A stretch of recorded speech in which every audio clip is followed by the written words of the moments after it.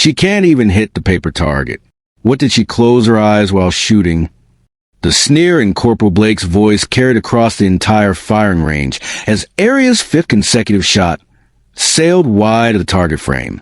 Nervous laughter rippled through a crowd of onlookers, a mixture of fellow trainees and seasoned instructors who had gathered to witness what was shaping up to be the most embarrassing marksmanship display in Fort Henderson's recent memory.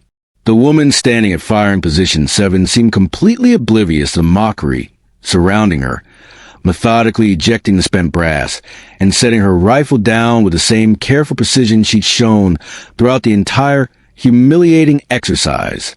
Welcome to those who left a trace, where ordinary people carry the most extraordinary secrets. Before we dive into this incredible story that will leave you speechless, tell us in the comments what city you're watching from today. And if you believe that everyone deserves respect no matter how they appear on the surface, hit that subscribe button. Aria Chin stood 5 feet 6 inches tall, her black hair pulled back in a regulation ponytail that did nothing to soften the sharp angles of her face. At 28 years old, she possessed a kind of unremarkable appearance that allowed her to blend into crowds without effort, a skill she had cultivated over years of necessity rather than choice. Her dark brown eyes, framed by wire-rimmed glasses that she didn't actually need, held a stillness that most people mistook for nervousness or incompetence. She wore standard-issue fatigues that hung slightly loose on her slender frame, giving her the appearance of someone playing dress-up in clothes that didn't quite fit. The Fort Henderson Advanced Training Facility specialized in preparing military personnel for specialized roles, and Aria had been assigned to the Communications Division, a designation that typically meant she would spend her service career maintaining radio equipment and managing data networks. It was exactly the kind of anonymous, behind-the-scenes position that suited her current needs perfectly. For the past 8 months, she had excelled at being forgettable, completing her assignments with quiet efficiency while avoiding the kind of attention that might lead to uncomfortable questions about her background. But today's mandatory marksmanship evaluation was threatening to shatter her carefully constructed invisibility in the worst possible way. Not because she was performing exceptionally well, but because she was performing so poorly that even the instructors were beginning to take notice. And in Aria's experience, any kind of notice from military personnel was dangerous. The firing range fell silent as Master Sergeant Williams approached her position, his weathered face wearing the expression of someone trying to solve a particularly frustrating puzzle. Williams was a 30-year veteran who had seen every type of recruit the military produced, from natural-born killers to hopeless cases who couldn't hit the broadside of a barn. But in all his years of instruction, he had never encountered someone who seemed to miss their targets with such consistent precision. "Miss Chun," he said, his voice carrying the forced patience of a man who had explained basic concepts to countless struggling soldiers. "Perhaps we should review the fundamentals of marksmanship. Sight alignment, breathing control, trigger squeeze. The basics." Aria nodded without speaking, accepting the rifle he offered with hands that showed no tremor despite the fact that she had just embarrassed herself in front of 50 people. That was the first thing that should have tipped someone off that something wasn't quite right about the situation. Most people, after failing so spectacularly at a basic military skill, would show some sign of nervousness or frustration.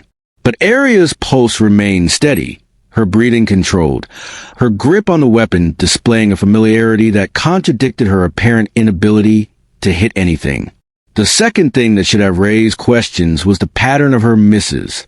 Random incompetence would have produced random results, shots scattered wildly around the target area with no discernible pattern. But Aria's shots weren't random.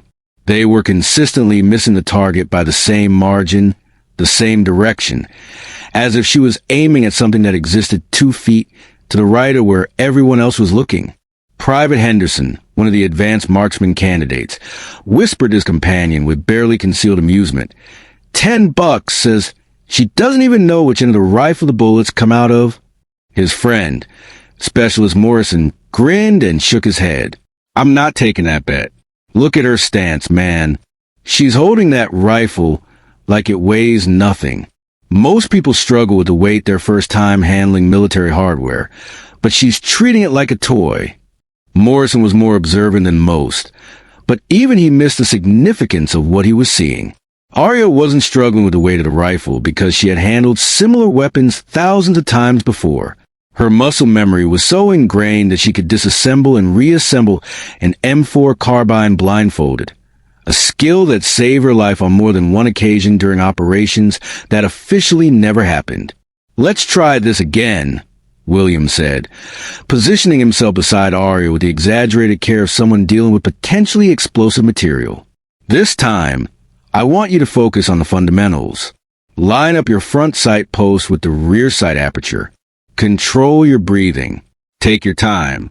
Aria nodded again and raised the rifle, going through the motions of aiming, while internally calculating wind speed, humidity, and the slight vibration in the concrete platform caused by the air conditioning unit 30 meters away. These were automatic assessments that she couldn't turn off even if she wanted to, the result of training that had cost the taxpayers more money than most people would see in a lifetime. The shot rang out, and once again, the paper target remained untouched. This time, however, Range Safety Officer Collins decided to investigate. Collins was different from the other instructors, a former Special Operations soldier who had developed an eye for details that others missed. Something about the consistent nature of Aria's misses had triggered his professional instincts, and he walked down range to examine the target area more closely. What he found behind the target frame made him stop walking entirely. Embedded in the concrete backstop, at exactly the height where a human head would be if someone was standing directly behind the target, were 5 bullet holes grouped so tightly that they could have been covered by a quarter. Collins traced the trajectory backward with his eyes, from the holes through the empty space between the target frame and the paper, through the exact position where Aria had been standing. The implications hit him like a physical blow. She hadn't been missing the target at all. She'd been threading bullets through a gap barely wide enough to accommodate the projectiles themselves, hitting a precise point on the concrete wall with surgical accuracy, while making it appear as though she couldn't hit the broad side of the barn. Collins stood frozen for several seconds, his combat-trained mind racing through the possibilities. The level of skill required for such a feat was beyond anything taught in standard military training. This was the kind of precision associated with elite special forces, with operators who measured their capabilities in millimeters rather than inches, with people who existed in the shadows of military operations that the public would never hear about. He walked back to the firing line with the measured pace of someone trying not to reveal that everything had just changed. When he reached Williams, he leaned in close and whispered something that made the master sergeant's face go pale. Williams looked at the concrete wall, then at Aria, then back at the wall, his expression cycling through disbelief, recognition, and something approaching fear. "Everyone off the range," Williams announced, his voice carrying none of its previous casual authority. "Training exercise concluded. Return your weapons to the armory and report to your respective units." The gathered crowd began to disperse with the usual mixture of complaints and speculation that followed any disrupted training session. But Aria remained at her firing position, methodically cleaning her weapon with movements that spoke of muscle memory developed over years of field operations. She gave no indication that she was aware of the 2 instructors watching her with expressions that had shifted from condescension to wary respect. As the range emptied, Collins approached her position with the careful steps of someone who had just realized they were dealing with a predator rather than prey. "Miss Chun," he said quietly, "perhaps we should have a conversation about your previous training experience." Aria looked up from her weapon cleaning, and for just a moment, her carefully maintained mask slipped. The nervous communication specialist disappeared, replaced by something harder, more dangerous, more aware. "I'm not sure what you mean, Sergeant. I'm just having trouble with the basics, apparently." But her eyes told a different story entirely. They held a kind of stillness that came from having looked through scopes at targets that shot back, from having made impossible shots in impossible conditions, from having earned the right to wear insignia that most soldiers would never see outside of classified briefings. Collins had seen those eyes before, during his own time in special operations. They belonged to people who existed in the spaces between official records, who carried out missions that senators denied knowledge of and presidents never acknowledged. They belonged to ghosts, to operators so far removed from conventional military structure that they had become legends whispered about in secure briefings. Your file says communication specialist. Collins said carefully, testing the boundaries of whatever game they were now playing. Says you scored average on all your preliminary assessments. Says you have no prior military experience. Aria's slight smile was colder than winter rain. Files say lots of things, Sergeant. Sometimes what's written down is less important than what's left out. The conversation was interrupted by the arrival of Lieutenant Colonel Peterson, a man whose presence at a routine training exercise was so unusual that it could only mean one thing. Someone with significant authority had made a phone call, and that phone call had set wheels in motion that operated well above the clearance level of anyone present. Peterson was accompanied by two individuals who wore no visible rank insignia and introduced themselves only by first names that were almost certainly fictitious. They had the look of people who worked in offices that didn't appear on organizational charts, who carried credentials that opened doors most soldiers didn't know existed. Miss Chun, Peterson said formally, we need to discuss your performance evaluation. If you'd accompany us, please. It wasn't really a request. Aria understood the nature of military courtesy well enough to recognize a politely phrased order when she heard one. She finished cleaning her rifle with the same methodical precision she had shown throughout the exercise, then followed the group toward the administrative building with the resigned expression of someone whose cover had just been blown in the most spectacular way possible. As they walked, Collins fell into step beside Peterson and spoke in a voice barely above a whisper. Sir, those aren't random misses. She was threading bullets through a gap that most people couldn't hit with a laser pointer. The grouping on the backstop is tighter than anything I've seen outside of competition shooting. Peterson's response was equally quiet, but carried the weight of someone who was sharing classified information out of necessity rather than choice. Miss Chen's file contains several omissions, Sergeant. Her actual background is significantly different from what appears in standard personnel records. The administrative building they entered looked like every other military office complex, but the room they were led to was different. No windows, soundproofing materials visible behind decorative panels, and electronic equipment that suggested conversations held here were protected by more than just locked doors. This was where sensitive discussions took place, where careers were ended or transformed with a few carefully chosen words. One of the unnamed individuals, a woman with gray hair and eyes that missed nothing, gestured for Aria to take a seat at a conference table that had seen its share of difficult conversations. Ms. Chun, she began, using the civilian title deliberately. Or should we use your operational designation? Aria's response was so quiet that the recording equipment had to strain to capture it. Aria Chin is fine. The other name belongs to someone who doesn't exist anymore. But the woman wasn't satisfied with evasions. She opened a file folder that contained documents marked with security classifications so high that their very existence was compartmentalized. Project Nightfall Operative, call sign Shadow 7. Specialized reconnaissance and elimination. 47 confirmed kills, all long-range precision shots. Deployed operations in Syria, Afghanistan, and several locations that remain classified even in this briefing. The temperature in the room seemed to drop several degrees as the full weight of Aria's background became clear to everyone present. Shadow 7 wasn't just another special operations designation. It was a legend, a ghost story told by intelligence analysts who had seen impossible shots explained away in after-action reports that would never be declassified. Peterson leaned forward, his expression mixing professional respect with genuine curiosity. Your file indicates you were declared killed in action 3 years ago during a mission that went sideways. Entire team eliminated. No survivors recovered. How exactly does a dead woman end up in basic communications training at Fort Henderson? Aria's laugh held no humor whatsoever.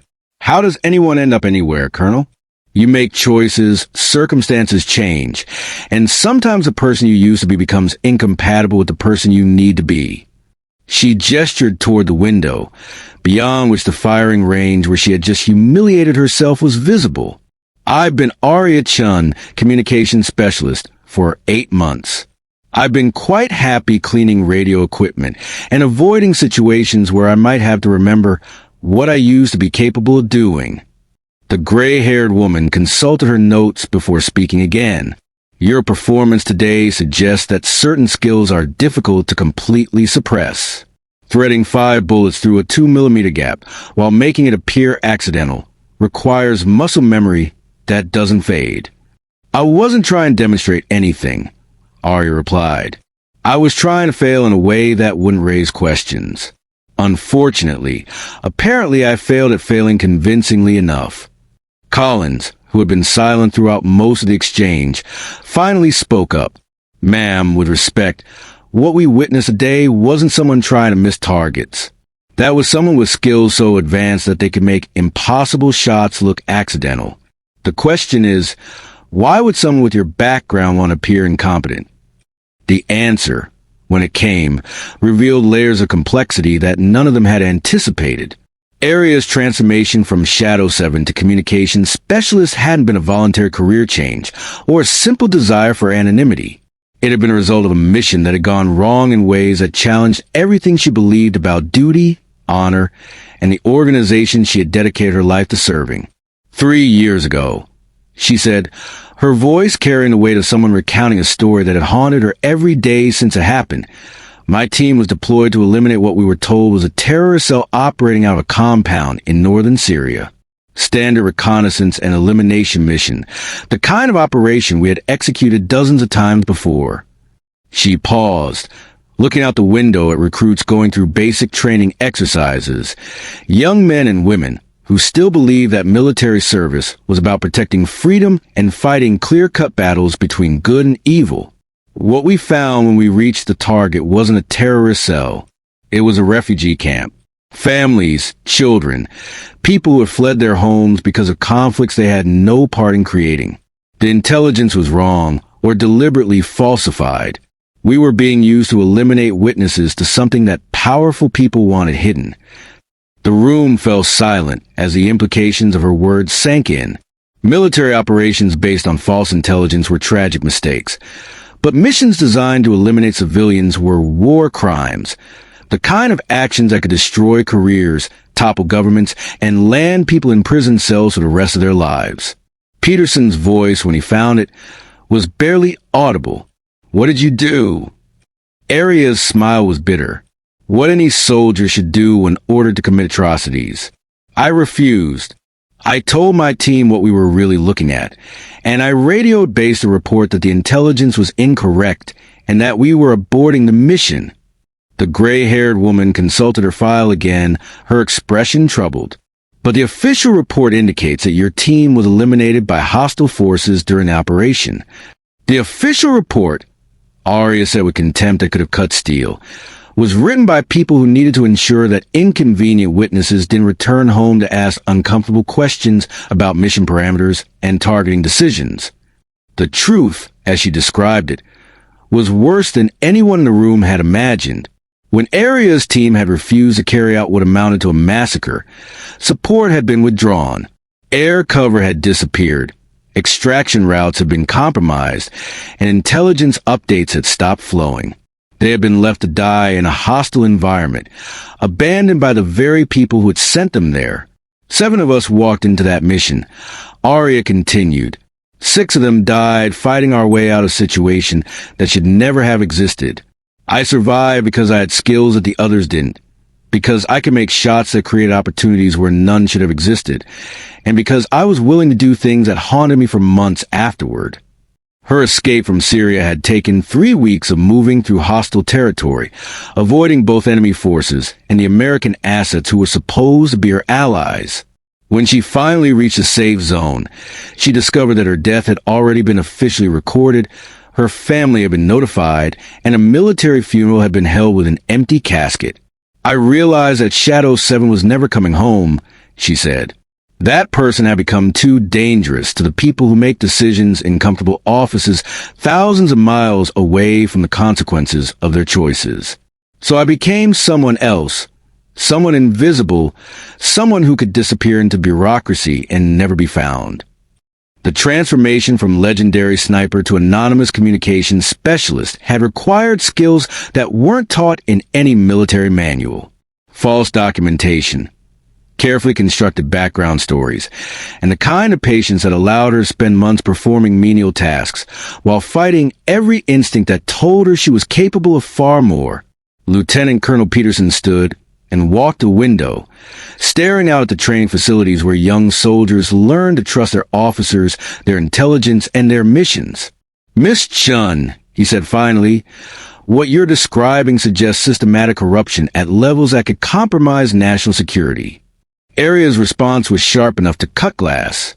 "What I'm describing, Colonel, is what happens when military operations become political tools rather than instruments of national defense. When missions are designed to protect careers rather than lives. When soldiers become expendable variables in equations that have nothing to do with protecting American interests." The unnamed male operative spoke for the first time since entering the room. "Assuming what you're telling us is accurate, do you have any evidence that could substantiate these claims?" The question hung in the air like smoke from a discharged weapon. Evidence of military corruption, particularly at the levels Aria was suggesting, would be worth more than money. It would be worth lives, careers, and potentially the stability of entire government agencies. Aria reached into her pocket and withdrew what appeared to be a standard military dog tag, but when she placed it on the conference table, everyone could see that it contained modifications that weren't standard issue. Hidden within the metal was a data storage device, so small that it would have been invisible to casual inspection. "Everything," she said simply. "Mission briefings, communication intercepts, operational orders, and recordings of conversations between field operatives and command structure. Enough evidence to prosecute war crimes cases that would reach into the highest levels of military and civilian leadership." The temperature in the room seemed to drop another 10 degrees as the full implications of her words became clear. The dog tag on the table represented more than evidence of corruption.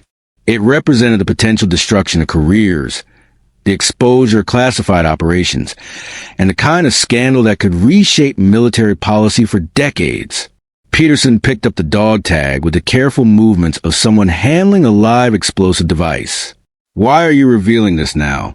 You've managed to maintain your cover for 3 years. What changed?" Aria's answer revealed the complexity of someone who had been forced to choose between personal safety and moral obligation.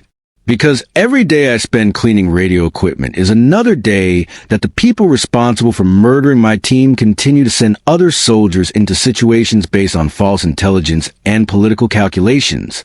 Because silence in the face of systematic corruption makes me complicit in whatever atrocities they commit next." She gestured toward the window again, where young soldiers continued their training exercises with the confidence of people who believe their sacrifices would serve honorable purposes. Those kids out there deserve to know that when they're deployed, their missions are based on accurate intelligence and legitimate military objectives. They deserve to know that if they refuse illegal orders, their own government won't abandon them to die in foreign countries. The gray-haired woman closed her file with the finality of someone making a decision that would have far-reaching consequences. "Miss Chun, what you're proposing would require testimony before congressional committees, cooperation with criminal investigations, and public exposure that would end your anonymity permanently." Aria stood and walked to the window, looking out the firing range where her carefully constructed cover had been destroyed by 5 bullets and a concrete wall. "Shadow 7 was declared dead 3 years ago," she said. "Maybe it's time for her to come back to life." The meeting continued for another 2 hours, covering details that would determine the fate of operations, careers, and potentially the direction of American military policy. But the crucial decision had already been made. Aria Chun, communication specialist, would disappear as completely as Shadow 7 had 3 years earlier. In her place would emerge something new, a witness, a survivor, and potentially the catalyst for changes that would ripple through military command structures for years to come. As she prepared to leave the administrative building, Collins approached her with the expression of someone who had witnessed history being made in a conference room that officially didn't exist. "Ma'am," he said quietly, "what you did today on that firing range, was that intentional?" Aria's smile held echoes of the person she used to be before corruption, and betrayal had taught her that some truths were more dangerous than bullets.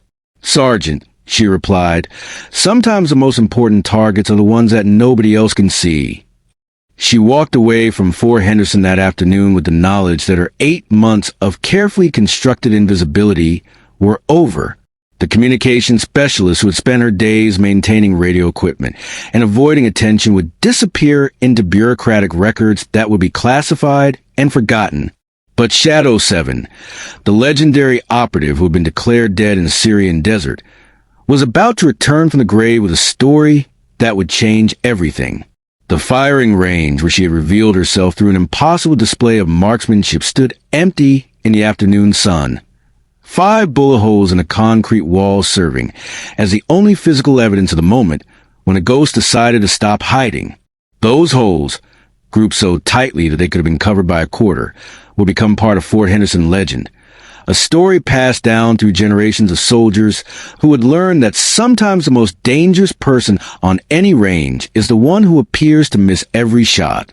But Aria was already gone, disappearing into a world of classified briefings and protected testimony.